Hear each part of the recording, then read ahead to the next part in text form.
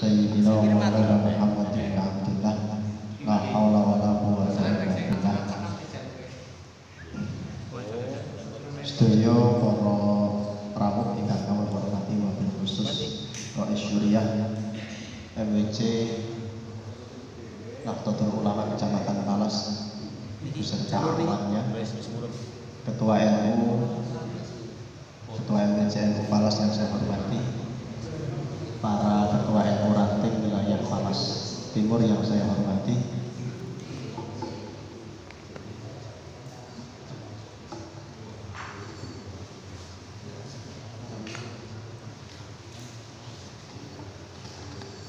ini langsung mawon, nanti materinya secara singkat nanti kita eksplor lewat tanya jawab kalau ada permasalahan yang timbul di masing-masing masyarakatnya.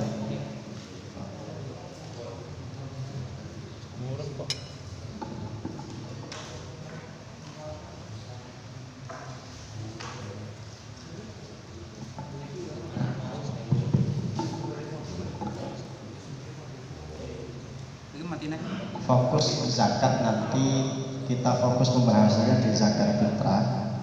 Untuk masalah dalil saya kira masing-masing dari para kiai dan para asatidz sudah memahami kaitannya pun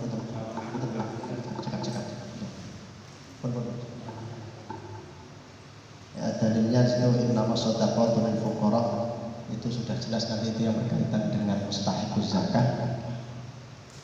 Kemudian yang berkaitan dengan zakat fitrah tadi seperti yang disampaikan oleh Pak Kiai Hazim.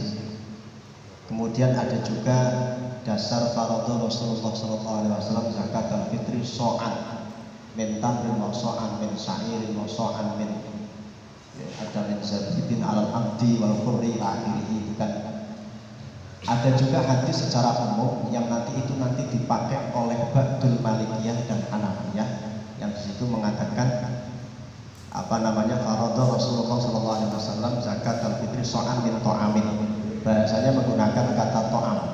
Kalau menggunakan kata to'am berarti lebih umum tadi, sehingga nanti tidak ada istilah kias kalau menggunakan hadis, keumuman hadis itu. Cuma ya ditaksis ternyata hadisnya oleh hadis yang barusan saya sebutkan untuk hadis yang kedua, tentu masalah zakat fitrah.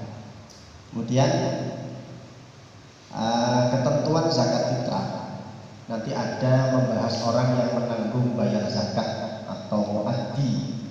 Biasanya suami membayari zakatnya istri dan anak. Yang kedua orang yang dibayarkan zakatnya muadda anhu atau istri dan anak atau orang tua yang dalam naungan nafkah anak. Kemudian nanti bahas zakat untuk zakat, niat, kemudian mustahik atau penerima zakat. Nanti mustahik ada macam-macam mustahik, syaratnya mustahik, waktu mengeluarkan zakat, kemudian pendistribusian zakat atau pembagiannya nanti bagaimana. Kriteria muaddi dan muaddahu atau orang yang membayar dan orang yang dibayari zakat.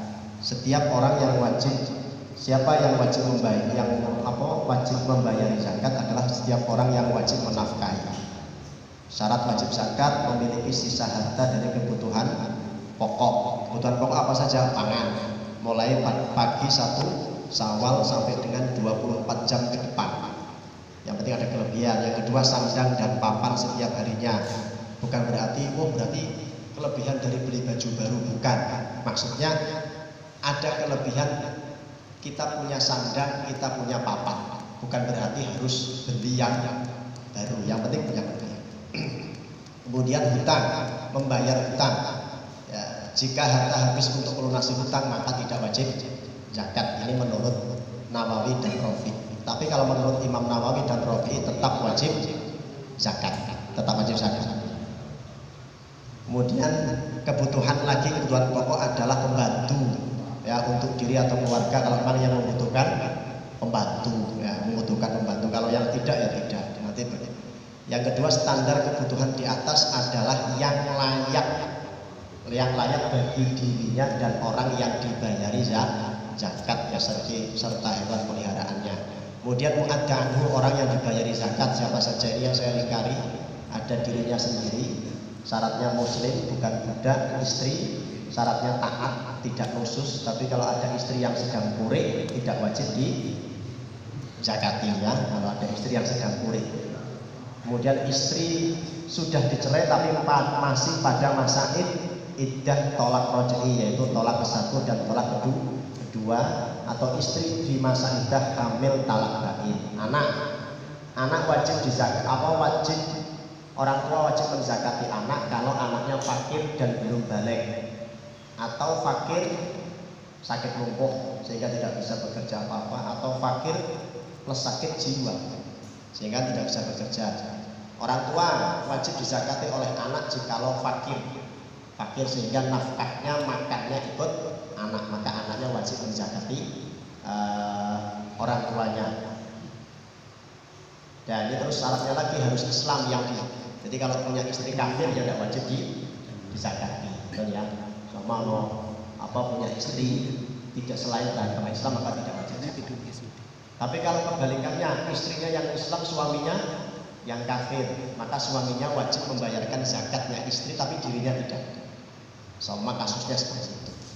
Kemudian menjumpai akhir Ramadan dan awal Syawal. Syarat harta untuk zakat fitrah.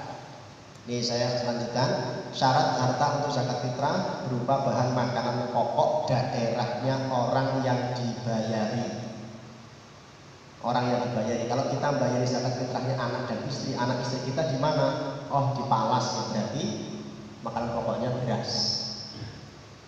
Mampu disimpan tahan lama barang yang untuk zakat itu atau harta yang zakat itu. Kemudian yang C, masalah nanti pakai uang nanti ya dibahas di slide selanjutnya.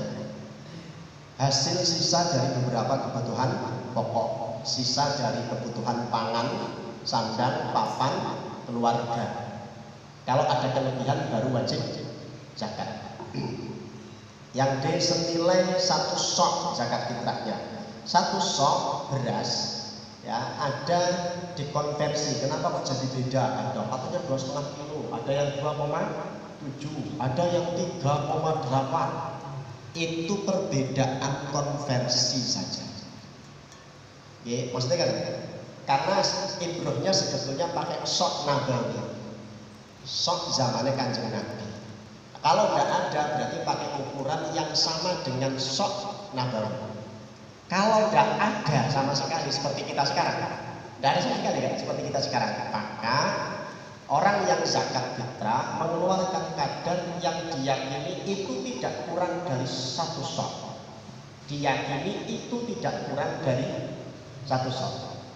Sehingga kalau dalam Fathul Qadir karangannya Mbah Maksum Ali itu hanya dikatakan berapa? 3 liter 1,145 liter. Kalau dikonversikan ke kilogram sekitar 2,7 ketemunya. 2,7. Nah, permasalahannya begini, sebetulnya 1 sok itu kan terdiri dari 1 mud. 1 mud itu berapa? Hafnah. 1 hafnah itu 1 caluan 2 kaki. Tapi pakai tangan yang mutawasid, tangan yang sedang, bukan terlalu kecil, bukan juga terlalu besar. Berarti nanti hasilnya pasti kira-kira. Yang kira-kira. Akhirnya ketika ditimbang 4 caluan tadi ketemunya sekitar di angka 7,6 dirham atau 7,52 liter lah ya. Kalau digramkan ketemunya 2176 gram, berarti 2 kilo rohon kurang sithik. Itu menurut pendapat Syafi'i dan fuqaha Hijaz pada waktu itu. Ketika melihat 1 mudnya tadi camuan tadi. Nah, kemudian menurut mazhab Hanafiyah 1 sok malah 3.800 gram. Kemudian menurut Syafi'iyah lagi setelah dihitung seperti dalam kitab Taqriratus Sadidah, kemudian dalam kitab Mausu'ah Al-Fiqhiyah, itu Syafi'iyah malah ketika mengkonversikan menjadi 2,7 kg. Berarti kesimpulannya mau yang 2,5 kilo, mau yang 2,7 itu bener kabeh, tidak ada yang salah. Masalah nanti kita sepakati berapa, wis kita ambil ihtiyat atau kita ambil kehati-hatian, kita serempak 3 kilo seumpama. Nanti kita putuskan begitu, karena wilayah Palas Barat sudah sepakat diseragamkan 3 kilogram untuk mengambil kehati-hatian. Tapi kalau ada yang nggak tahu bahwanya sudah 2,5 kilo, ya jangan ditolak, ya tetap harus diterima. Saya dipahami ya.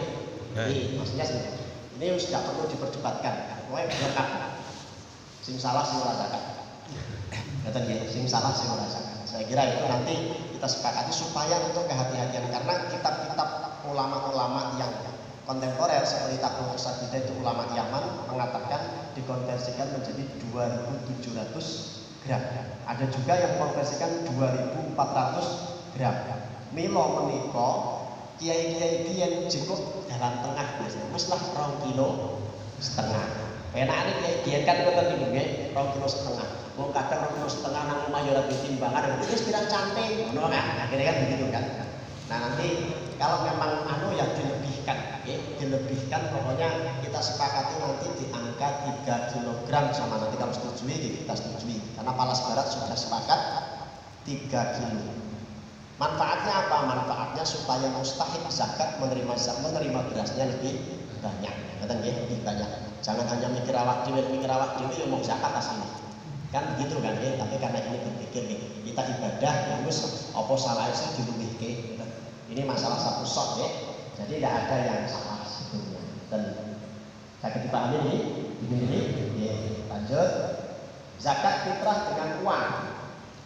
Zakat fitrah dengan uang kalau menurut aksarus syafi'iyah, bahkan bisa dikatakan jumhur syafi'iyah, mayoritas ulama syafi'iyah tidak boleh. Alasannya di anna hajatal mustahiqin lil hubub fi yaumil asyad. Karena kebutuhannya orang-orang mustahik, orang